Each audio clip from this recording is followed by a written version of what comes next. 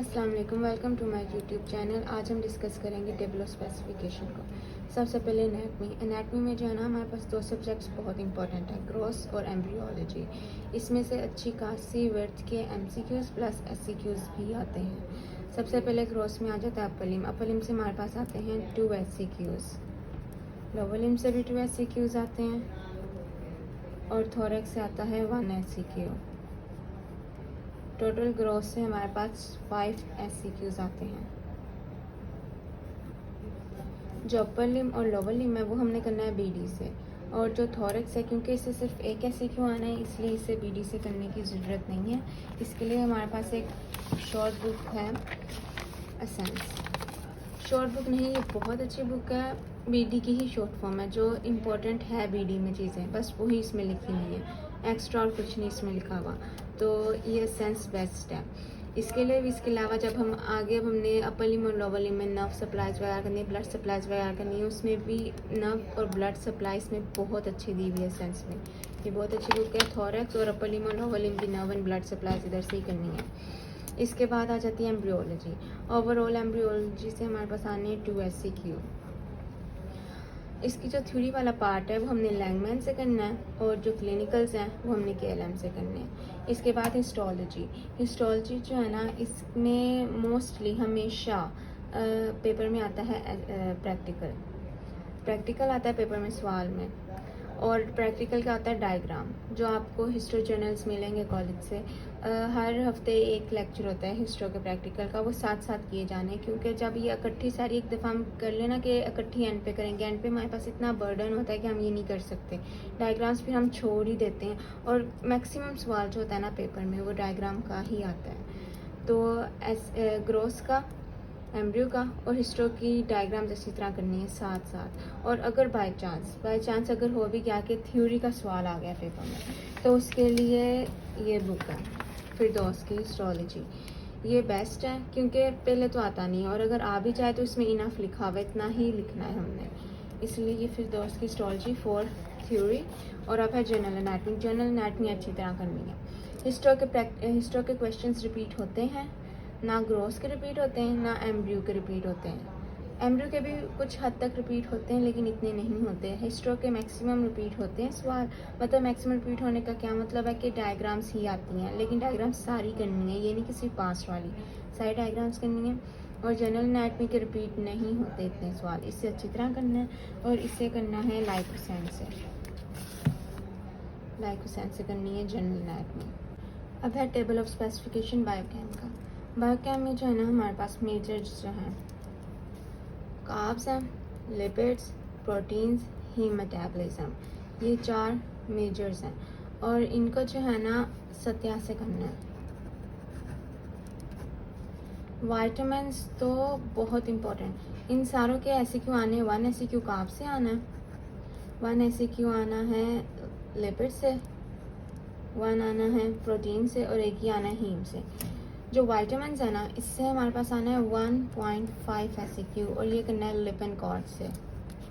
Vitamins करना है यहाँ से लिपिन कॉर्ड से। और एंजाइम्स जो है इससे 1 एससीक्यू आना है, और ये करनी है मुश्ताक। बायोकेम की एक होती है मुश्ताक की बुक, उधर से करनी है। एंड तक हमें नहीं पता चलता कि एंजाइम कहाँ से करना है, क्योंकि जो कॉलेज में टीचर्स हैं वो कहते रहते हैं लिपिन कॉर्ड, लेकिन सवाल जो है वो मोस्टली आते हैं मुश्ताक से, तो इसलिए एंजाइम करना है मुश्ताक और लिपिन कॉर्ड दोनों से। अब गैग्स और फाइब्रस प्रोटीन है। गैग्स कार्ब्स का हिस्सा है जो कि हमने सत्या से कर लेना है, और फाइब्रस प्रोटीन प्रोटीन्स का ही पार्ट है। इसके बाद जो है ना, इसमें से भी एक एससीक्यू आना है। इसके बाद nucleotides and nucleic acid 0.5 SCQ, 0.5 nutrition से, 0.5 मिनरल से। तो इन तीनों से जो है ना सिर्फ 0.5 आना है, और मैंने तो ये बस पास से किए थे क्योंकि 0.5 के लिए अब टाइम ज़ाया नहीं कर सकते हम, कि 0.5 है तो हम इसके ऊपर टाइम ज़ाया करें। इसमें से जो है ना, या तो आप कर लें पास से, या तो एक शॉर्ट बुक होती है फाइक अहमद की, इधर से कर लें। अब टेबल ऑफ स्पेसिफिकेशन है फिजियोलॉजी की। फिजियोलॉजी में ब्लड है, नर्व एंड मसल, ये दोनों मेजर हैं, इसमें से 2 एससीक्यू आने हैं, और ये हर सूरत कार्टन से ही करना है, किसी और पे नहीं जाना इसके लिए। और गाइडन की जो है ना थ्योरी के अलावा जो डायग्राम्स है वो सारी करनी है। गाइडन की कोई डायग्राम नहीं छोड़नी, चाहे वो शॉर्ट टॉपिक के लिए चाहे वो बड़े टॉपिक के लिए। गाइडन की कोई डायग्राम नहीं छोड़नी। बाई चांस अगर ऐसा कोई सवाल आ जाता है जो आपको नहीं आता होता लेकिन आपको उससे रिलेटेड डायग्राम आती होती है, वो भी इनफ होती है। तो डायग्राम गाइडन की कोई नहीं छोड़नी। लेकिन ब्लड और नर्व एंड मसल तो गाइडन से ही करना है। सर्कुलेशन जो है ना, इससे एक ऐसे क्यों आना है, और ये बहुत बड़ा टॉपिक है। सर्कुलेशन का कोई 10 या 12 13 इतने चैप्टर्स का है। तो इसको ना बच्चे एंड तक सर पे सवाल करके रखते हैं कि भाई सर्कुलेशन नहीं किया, ये नहीं किया। अगर आपने करना है तो इसे साथ साथ करें, साथ साथ गाइडेंस से करें, समझ इसे अच्छी तरह समझना ज़रूरी है। क्योंकि पेपर में इसकी इतनी वर्थ नहीं भी है, लेकिन बाद में जब वाइवाज होते हैं उसमें सर्कुलेशन से बहुत ज़्यादा सुना जाता है। हार्ट से भी 1 ऐसे क्यों आना है, ये भी मैं तो प्रेफर गाइडेंस ही करूँगी। लेकिन फिर भी अगर आपको नहीं करना तो शॉर्ट बुक फिर 200 होती है, उधर से कर लें। लेकिन हर चीज़ जो है ना डायग्राम वो गाइडेंस से करनी है। हार्ट की भी गाइडेंस से सारी डायग्राम्स करनी है। कोई फ्लो चार्ट हो गया, कोई ग्राफ हो गया। रेस्पिरेटरी सिस्टम है, ये भी एक ऐसी क्यू का आता है। अगर आपने थ्योरी फिर 2 से करनी है तो सारी डायग्राम जो है ना इसकी भी आपने गाइडेंस से ही करनी है। फिर दोस्त बुरी बुक नहीं है, बहुत अच्छी बुक है, वो शॉर्ट फॉर्म है गाइडन की। गाइडन में एक ही चीज़ बार बार घुमा फिरा के वही चीज़ बताई हुई है। फिर दोस्त में बस उसी चीज़ को लिख दिया गया है और दोबारा वो बात नहीं की गई, इसलिए फिर दोस्त बेटर है। और लेकिन जिसमें से 2 ऐसे को आने हैं वो तो गाइडेंस से ही करना है ना हर सूरत। इसके बाद सेल है, इधर से भी 1 ऐसे क्यों आना है, ये आपकी चॉइस है, या तो गाइडेंस से कर लें या तो फिर दोस्त से। टेम्परेचर, स्किन एंड टेम्परेचर और ह्यूमन रिस्पॉन्सेज, इन दोनों में से 0.5 आना है। और ये तो पास्ट से ही करने चाहिए क्योंकि 90% जो है ना क्वेश्चंस यूक्यूज रिपीट होते हैं पेपर में फिजियोलॉजी के।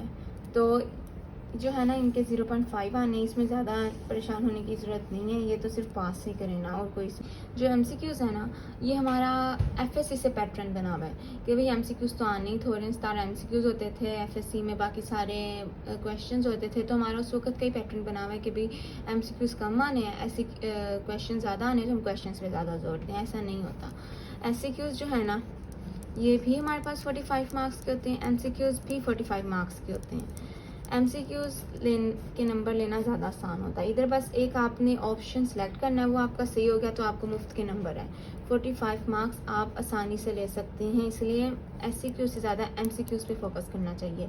ये किसी को भी नहीं समझ आती कि भाई MCQs हम करें। इसके लिए 2 बुक्स होती हैं, एक है क्रैक बाय मेडिकल ग्लोब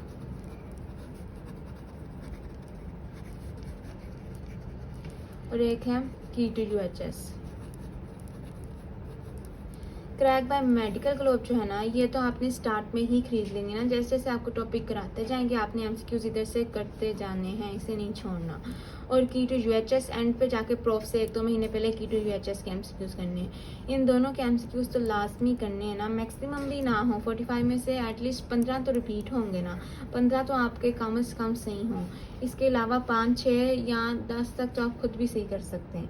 ऐसे 25 मार्क्स आपके MCQs में आ जाएं। और SCQ जितना मर्जी अच्छा कर लें, जितना मर्जी अच्छा करें, ये मेरा पर्सनल एक्सपीरियंस है, मैं रीचेक करवा के आ चुकी हूँ पेपर। SCQs आपने जितने मर्जी अच्छे लिख लिए हैं ना, आपको 25 से 30 तक से ज़्यादा नंबर नहीं मिलने। और इधर जाके आप आर्ग्यू भी करेंगे कि भाई मैंने सही लिखा है, आप मुझे नंबर दें, वो नहीं देंगे। UHS ने जो मार्क कर दिया है वो तो पत्थर की लकीर हो गया ना, उसके बाद उन्होंने कुछ नहीं करना। SCQ में 25 से 30 से ज़्यादा नंबर नहीं आ सकते। MCQs में अलबत्ता 25 से भी ऊपर जा सकते हैं अगर आपके अच्छे नंबर हों। मार्जिन जो है ना 25 MCQs का, 25 SCQs का और 7 से 8 आपकी जाती है इंटरनल। इनको मिला के आप पास तो हो ही जाते हैं ना। तो ये आपका सारा पैटर्न होना चाहिए। MCQs को नहीं छोड़ना, MCQs पे तो अच्छा भला फोकस रखना है।